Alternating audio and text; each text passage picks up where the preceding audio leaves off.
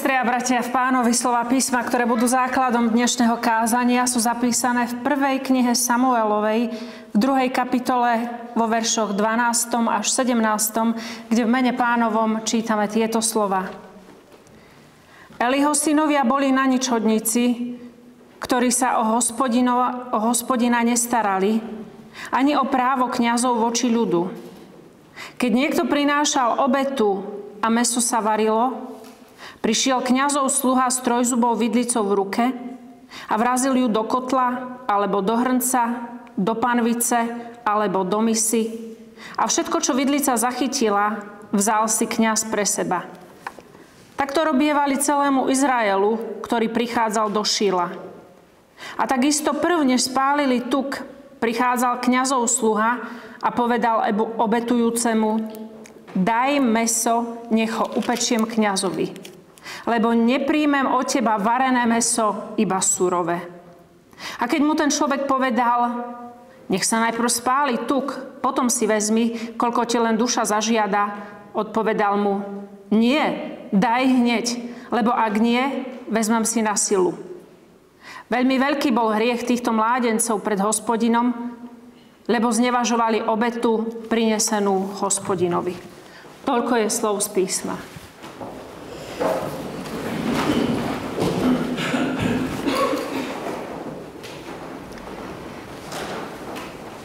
Milé sestry a milí bratia v Pánovi, nesieme zodpovednosť za to, ako sa správajú naše deti? A ak? Dokedy?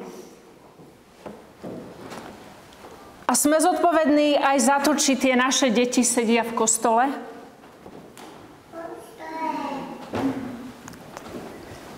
A je naša viera zárukou toho, že naše deti budú takisto veriaci, že zaujmú miesto v cirkevnom zbore?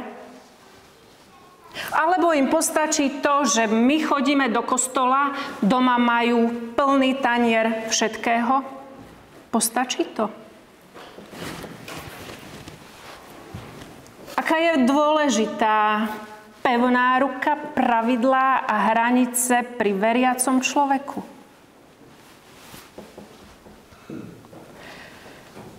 Rozpoviem vám príbeh. V Izraeli bolo niekoľko svätýň, kde sa uctieval Pán Boh. Veľká svätyňa stála v Jeruzaleme, ale ďalšia svätyňa stála v Šíle. Veľkňazom vo svätyni bol Éli. A ten mal dvoch synov, Chofniho a Pinchasa. A tí dvaja mali slúžiť Pánu Bohu, pretože taká bola rodinná tradícia. Ten kňažský úrad sa v rodine odovzdával z generácie na generáciu. Lenže Chofni, ktorého meno v preklade znamená ten, ktorý chce mať všetko v hrsti, a Pinchas, ktorého meno v preklade znamená ústa hada, prichádzali do chrámu s vidlicou. Prečo? Preto, aby s tou vidlicou vrážali do hrncov, do panvic, do nádob, kde sa varilo mäso, ktoré ľudia prinášali ako obetu pre Pána Boha, a brali všetko, čo sa im zapáčilo. Takže Pinchas a Chofni, ako hovorí písmo, nerešpektovali Mojžišov zákon, nerešpektovali dané tradície, nerešpektovali dané pravidlá a nečakali ani na určený čas, kedy si z toho mäsa mohli zobrať, a už vôbec nebrali ohľad na Božie ustanovenia. A čo bolo najhoršie, bolo to, že si brali tuk predtým, ako bolo vôbec dovolené. Pretože pravidlo znelo: tuk sa dáva Pánu Bohu. Až potom si môžete zobrať to, čo si vezmete. A čo je ešte horšie, Oni si pýtali surové mäso a hovorili, daj to mäso, ja si upečiem kňazovi. A keď im niekto povedal, počkaj, my máme pravidlo, najprv sa upečie tuk a potom si môžeš zobrať z hrnca mäso, oni povedali, nie, ja si ho vezmem teraz, pretože tak sa mi to páči. Čo je zvláštne na správaní Pinchasa a Chofniho? Neúcta, chamtivosť a neposlušnosť. Nepoznali hranice, pretože žili v chráme. Videli, ako sa obetujú zvieratá. Videli krv. Videli ľudí, ktorí prichádzajú. Ale nestretli tam Pána Boha, na ktorého by mohli ukázať, tu je. Predtým máte mať úctu. A čo na to ich otec Éli, ktorého meno v preklade znamená vychovaný Bohom? Biblický text nám hovorí, že on počul o tom, čo hovoria synovia. Čo robia synovia. A preto si jedného dňa zavolal svojich synov a povedal im, prečo robíte takéto zlé veci? Iba zlé správy počúvam o vás. Otázkou však vie, chlapci moji, keď zhrešíte proti Bohu, kto za vás bude prosiť? Lenže otec sa pýtal, avšak synovia, ten, ktorý má všetko v hrsti a ústa hada, myslíte, že poslúchli Pána? Myslíte, že poslúchli Otca? Myslíte, že začali rešpektovať Mojžišov zákon? Bolo im úplne jedno, čo si otec myslí. A bolo im úplne jedno, že ľudia sú pobúrení, sú nespokojní. A pokračovali v zlých veciach aj naďalej. A tak tí dvaja sú označení ako synovia Beliala. Sú to ničomníci a bezbožníci, pretože oni nielenže páchajú zlo, ale cez nich zlo prichádzalo do spoločenstva medzi ľudí. A reakcia? Ľudia prestali rešpektovať kňazov. Ľudia prestali chodiť do svätyne. Ľudia prestali obetovať Pánu Bohu. A ľudia s Pánom Bohom nechceli mať nič spoločné. A v istej chvíli Eli počul proroctvo. Tí, čo mnou pohrdajú, stretnú sa s pohrdaním. A to sa stane tvojim dvom synom, Chofnimu a Pinchasovi, pretože obaja zomrú v ten deň. Toľko to biblický príbeh. Otázkou, sestry a bratia, v Pánovi je, nakoľko máme začiatok nového školského roka, Chofni a Pinchas počuli alebo nepočuli o Pánu Bohu. Alebo sa o Pána Boha nestarali. A my dobre vieme, že je málo pravdepodobné, že synovia veľkňaza o Pánu Bohu počuli.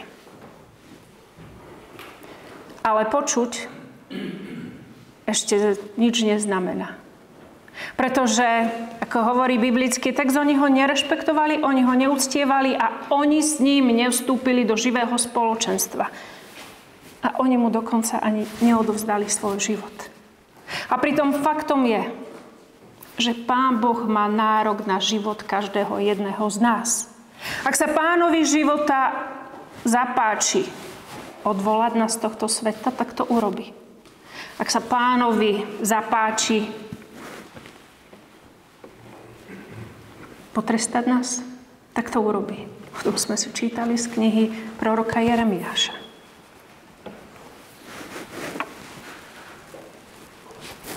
Čo je zaujímavé na tých dvoch chlapcoch, na Chofnim a Pinchasovi?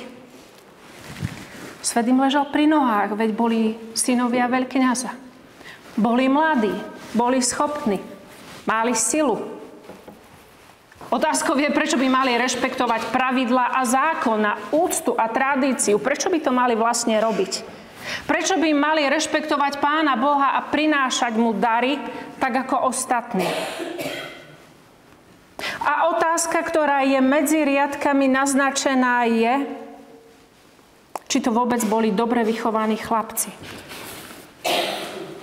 Či zažili počas svojho rastu aj pevnú ruku, aj autoritu, aj hranice. Alebo či to bolo iba láskavé slovo svojho otca. A ten biblický text nám hovorí, že Eli sa pýtal, Eli počul, Eli hovoril, ale nenastavil pravidlá. Eli mohol zasiahnuť, pretože mal moc, súdnu moc vo svojich rukách. Mohol ich potrestať, mohol ich odstaviť od vykonávania kňažského úradu, ale Eli to neurobil. Eli použil iba slovo. A my ako mami častokrát používame slovo, láskavé slovo. A keď to nejde, použijeme krik. Ale častokrát si uvedomujeme, že to nestačí, pretože pri výchove je dôležitá pevná ruka, hranice a nastavovanie pravidiel.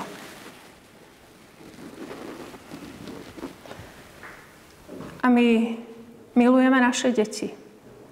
A my častokrát pri výchove hovoríme, je malý, je v puberte, on z toho vyrastie.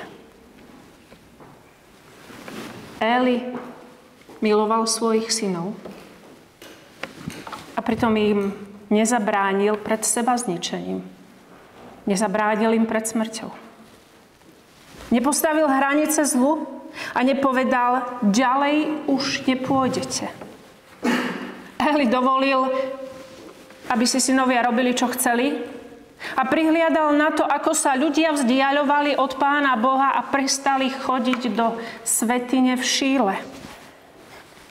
Eli zlyhal ako kňaz a Eli zlyhal ako otec.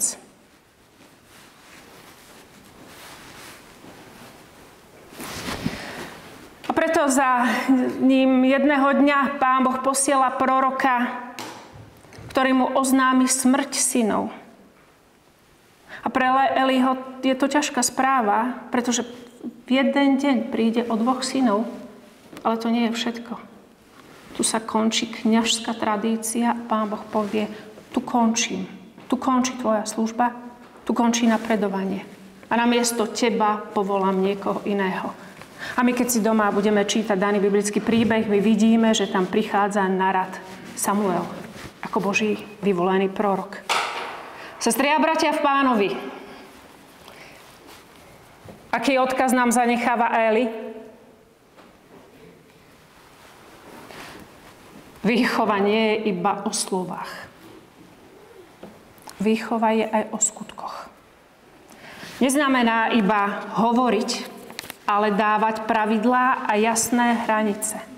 A preto každé jedno slovo, každé jedno napomenutie, každé jedno rozhodnutie, každý jeden krok, ktorý urobíme vo vzťahu k našim deťom, nemá dosah iba na dnešok, a nie na zajtrajšok, ale má dosah na večnosť. A my to dobre vidíme na tých 2 synoch, ktorí zomreli.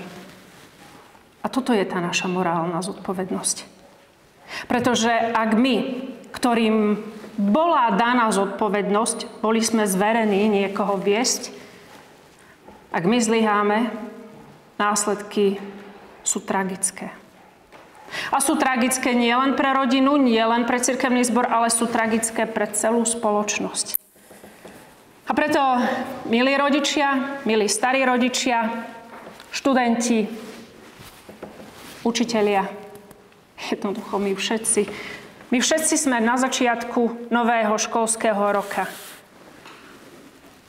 A každého jedného z nás sa týkajú výzvy, očakávania, nové veci, splnené alebo nesplnené sny, zodpovednosť a povinnosti. Jednoducho sme na začiatku čohosi, kedy sa formuje nielen náš rozum, ale aj náš charakter. A myslíte na to, že láska a bezpodmienečná láska tá formuje. Úcta k človeku uzdravuje. A poslušnosť vedie k slobode.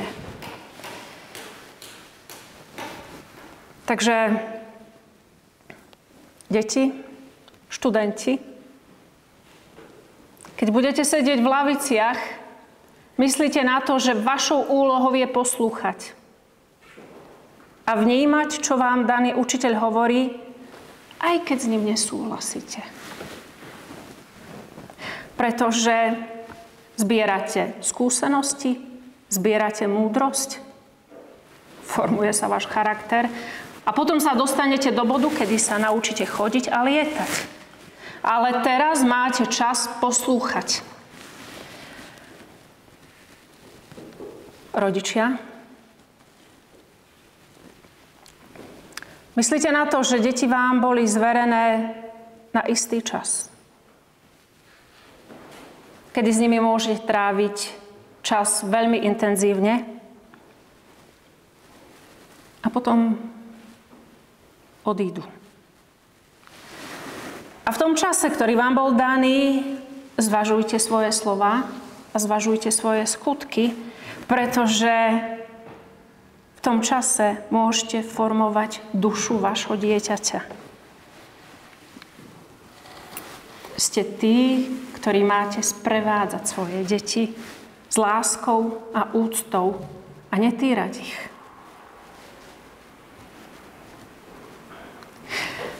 A vy, učitelia, Pán Boh si vás vyvolil preto, aby ste mu pomáhali zasievať semienka.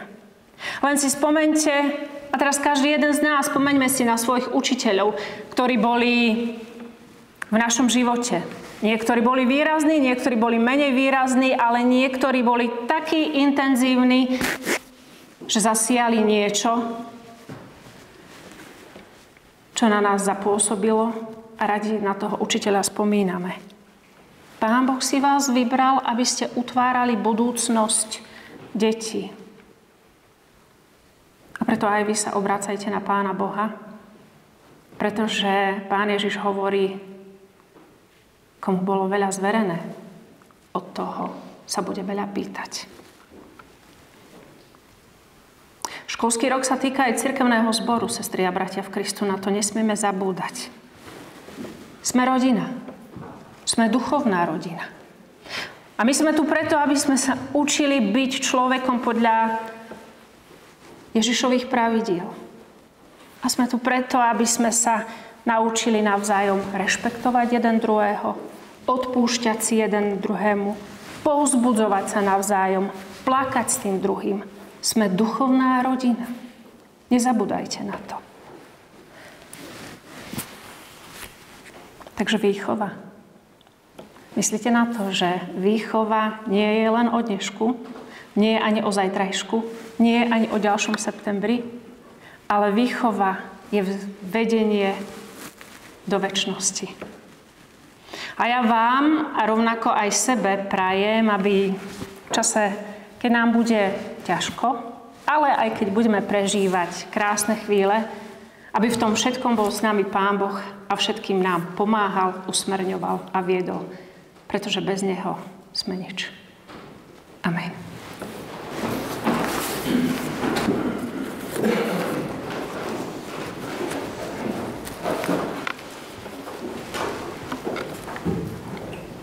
Trojedený Pane Bože, tak tu stojíme na začiatku čohosi nového, čohosi neznámeho. Ale o to viac ťa prosíme o Tvoju blízkosť, o Tvoje vedenie a o Tvoje usmerňovanie. Daj, aby sme cítili Tvoju blízkosť, aby sme počúvali hlas Tvojho Ducha Svätého. A daj, aby sme v čase skúšok vydržali s Tvojou pomocou a v čase radosti a vďačnosti rovnako prichádzali za Tebou a uvedomovali si, že to, čo máme, je skutočne iba vďaka Tebe. Vypočuj, Pane, všetky naše tiché prosby, všetky naše volania, všetky naše vnútorné nepokoje a úzkosti a aj všetky naše vďačnosti. Prosíme ťa o to pre zásluhy Tvojho Syna a našho Pána Ježiša Krista. Amen. Oče náš, ktorý si v nebesiach, posväť sa meno Tvoje, príď kráľovstvo Tvoje, buď vôľa Tvoja, ako v nebi, tak i na zemi. Chlieb náš každodenný daj nám dnes a odpusť nám viny naše, ako aj my odpúšťame vinníkom svojim. I neuvod nás do pokušenia, ale zbav nás od zlého, lebo Tvoje je kráľovstvo, i moc, i sláva na veky. Príjmite požehnanie.